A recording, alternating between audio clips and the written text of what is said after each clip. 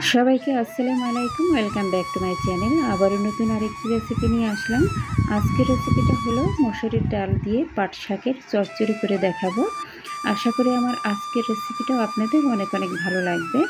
চলুন তবে এখন আমি এই পাট শাকের চচ্চড়িটা কিভাবে আমার বাসায় আমি করি, আশা করি পুরোটা সময় আমার সাথেই থাকবেন।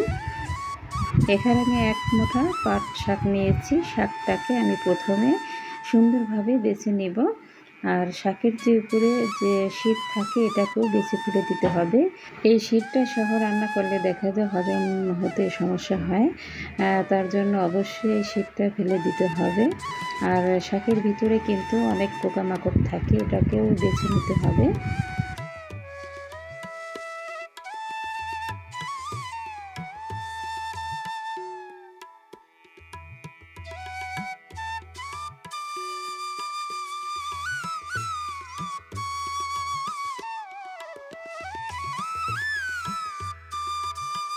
এই তো আমার শাকটা বাছা হয়ে গেছে। এখন আমি এখানে 1 কাপ মসুরির ডাল নিয়েছি। মসুরির ডালটাকে আমি প্রথমে ধুয়ে পরিষ্কার করে নেব, তারপরে রান্নায় চলে যাব। এই তো এখন আমি রান্না করার জন্য চুলায় একটা কড়াই বসিয়ে দিয়েছি। আর এখন দিয়ে দেব 2 টেবিল চামচ তেল।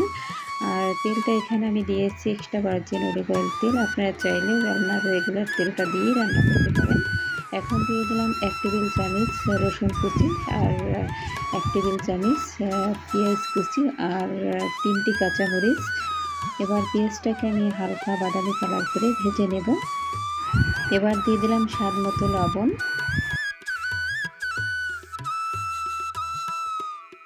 এই তো পেঁয়াজটা আমি হালকা বাদামি কালার করে ভেজে নিয়েছি। আর দিয়ে দিলাম 1 চা চামচ আদা রসুন পেস্ট।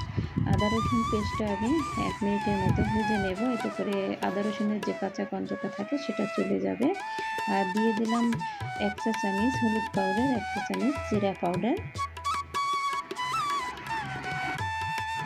এবার দিয়ে দেব ধুয়ে রাখা ডাল।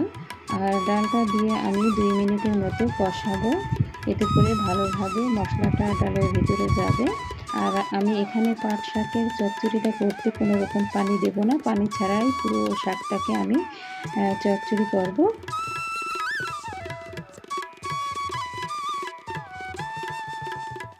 এই তো ডালটা আমি 2 মিনিটের মতো কষিয়ে নিয়েছি। এখন আমি শাকগুলো দিয়ে দেব। আর পাট শাকের ভিতর থেকে যতটুকু পানি বের হবে তাতেই কিন্তু আমার এই চচ্চড়িটা হয়ে যাবে। আর এই সময় চুলার জালটা একদম লো করে রেখে তারপরে এই শাকের চচ্চড়িটা করতে হবে।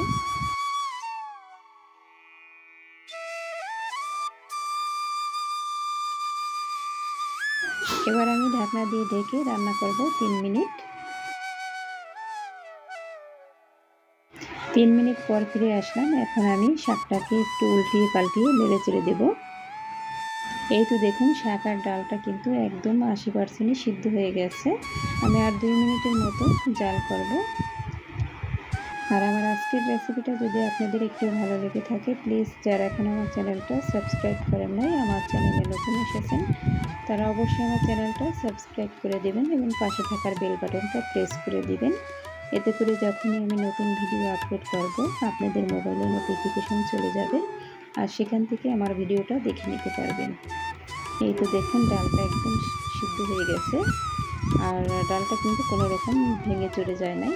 এখন আমি শাকে ফোড়ন দেব, তার জন্য এখানে দিয়ে দিলাম 1 টেবিল চামচ তেল, আর দিয়ে দিলাম 3-4টি শুকনা মরিচ, আর দিয়ে দিলাম 1 টেবিল চামচ রসুন কুচি, 1 টেবিল চামচ পেঁয়াজ কুচি, আর দিয়ে দিলাম 1 চা চামচ পাঁচফোড়ন। আর আমি মরিচের ভিতর থেকে দানাটা বের করে নিয়েছি, এতে করে মরিচের ঝালটা একটু কম বের হবে, এর কারণে আমি মরিচের ভিতর থেকে দানাটা বের করে নিয়েছি।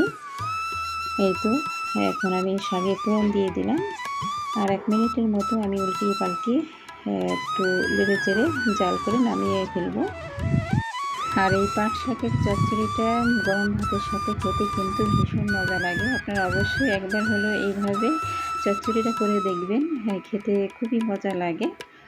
অনেকে আছে ঝোল করে রান্না করে, তাহলে কিন্তু বেজল হয়ে যায়, এতে করে কিন্তু অনেকেই বেশি একটা পছন্দ করে না।